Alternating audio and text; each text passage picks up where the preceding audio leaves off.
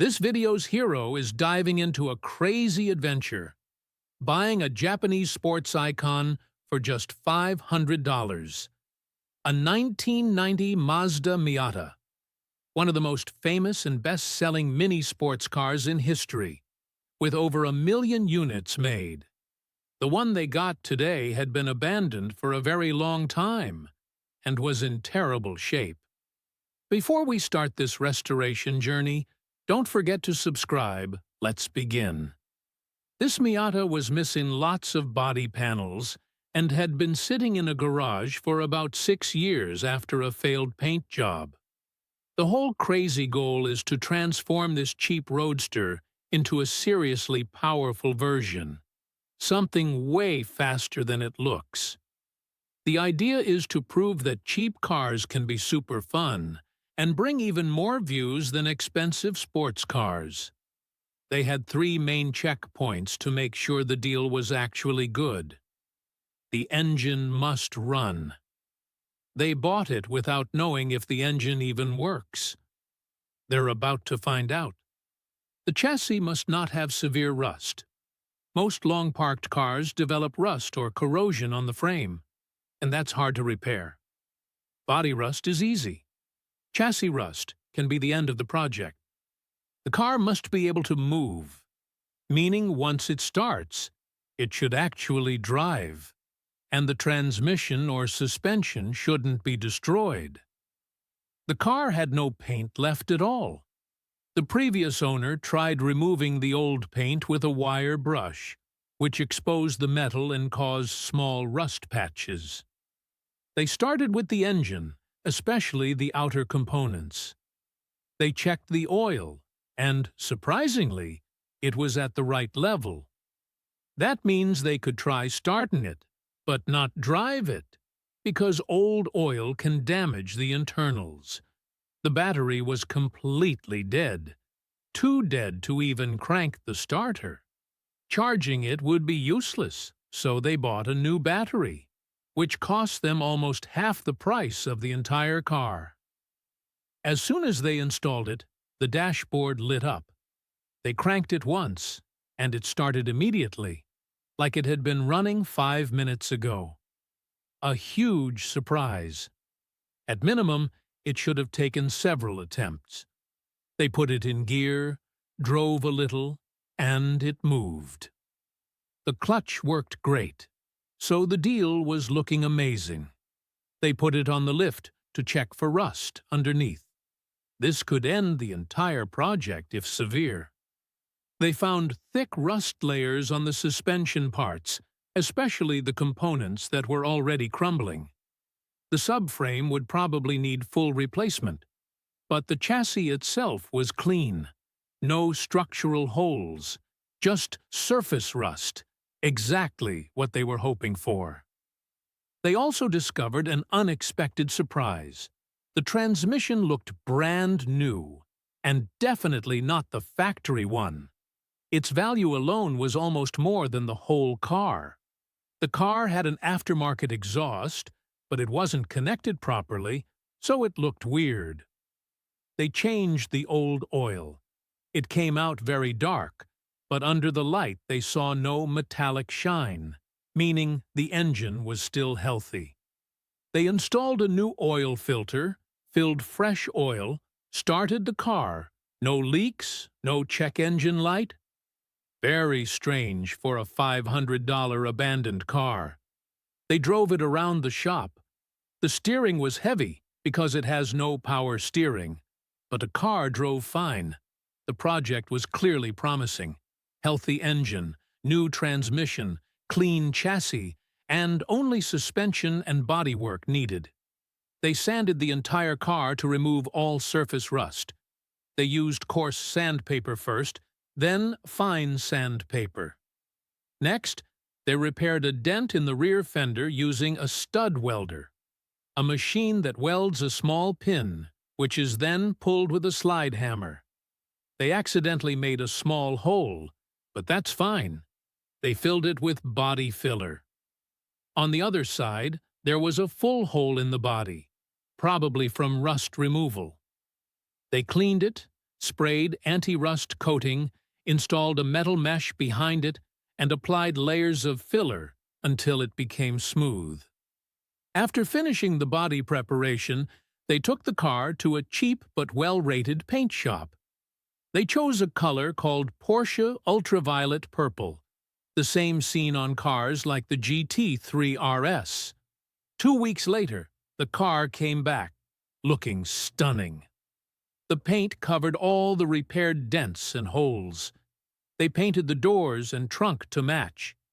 They installed the fenders, easy job, except they ran out of bolts, which delayed the front bumper installation. By chance, they found out that the bolts from their old Aston Martin project were the exact same size, so they used those.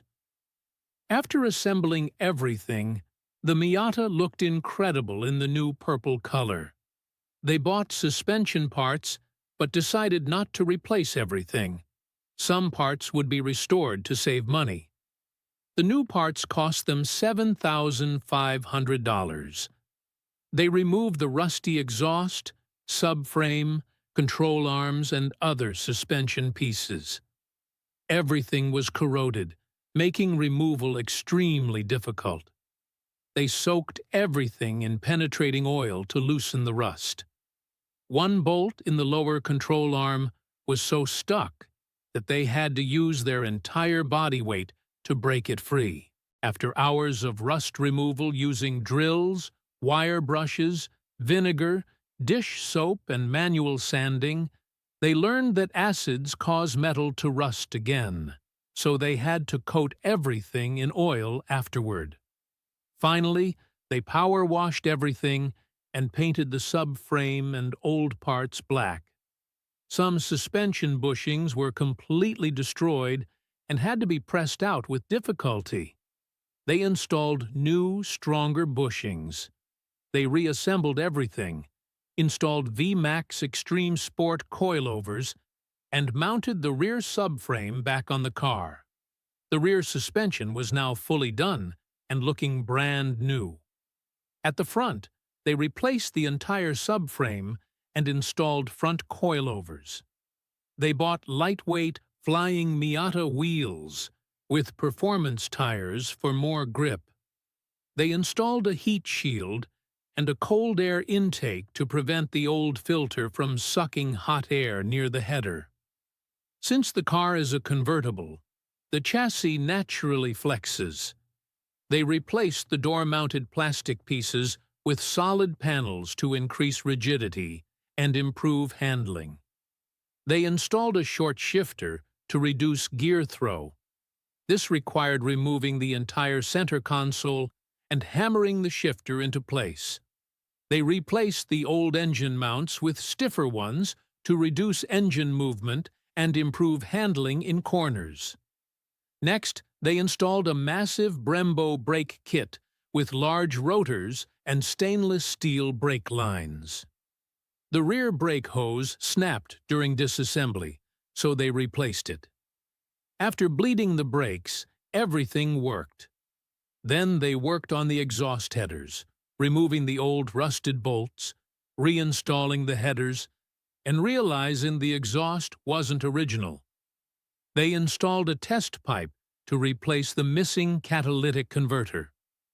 The car was ready to start, and it sounded amazing. They installed the taillights and took the car for a test drive. The new suspension and shifter made the car feel planted and sharp. But the engine was still weak, only 1.6 liters, and couldn't deliver the power they wanted. So they removed the aluminum roll bar, the old seats, some interior panels, and installed a proper steel roll cage mounted in 6 points instead of 2. This increased safety and body rigidity. Cutting the car was terrifying, especially near the fuel tank, but they did it safely. They reinstalled the interior panels, then installed aftermarket bucket seats. The first position was too high, so they spent hours adjusting the mounts until the seat finally sat low enough. Then they installed a racing steering wheel with a quick-release hub, metal pedals for heel and toe, an aluminum splitter, door aluminum panels, and purple door handles.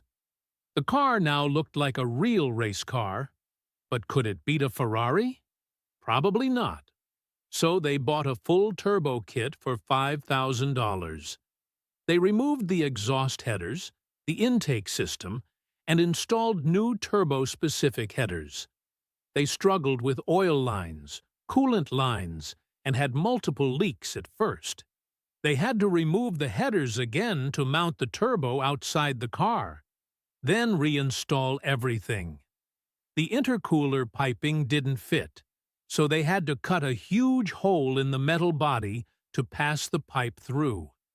They installed the downpipe, new O2 sensor, and connected the ECU. But the car refused to start. They tried tuning, fixing settings. Nothing. Then the key broke inside the ignition. Disaster. They called every locksmith they knew, made new keys, but they didn't work. After a week of failure, someone from the ECU company asked a simple question. Did you remove that fuse? It wasn't mentioned in their manual. They removed it. The car started instantly. The turbo sounded incredible. They drilled the oil pan for the turbo oil return line, one of the scariest steps. Luckily, it went well. Then they upgraded the fuel injectors. They made a huge mistake by forgetting the spacers and ruined the new injectors, losing $1,000. They ordered replacements and finally installed them correctly. They upgraded the fuel pump inside the tank. After everything was done, they took the car for a first street tune using the ECU's auto-tune function. This gives a basic safe map until a professional dyno tune. The turbo spool was amazing. The Miata now felt like a totally different car. There was a small boost leak, but easy to fix later. The car became seriously fast, though not Ferrari fast yet. They'll add more upgrades in the future. And that's how they transformed a beat-up $500 Miata into one of the fastest builds on the channel. Tell us which step you like the most in this entire restoration. And check out the full playlist of Japanese builds here on the channel. Also, comment what car you want to see restored next.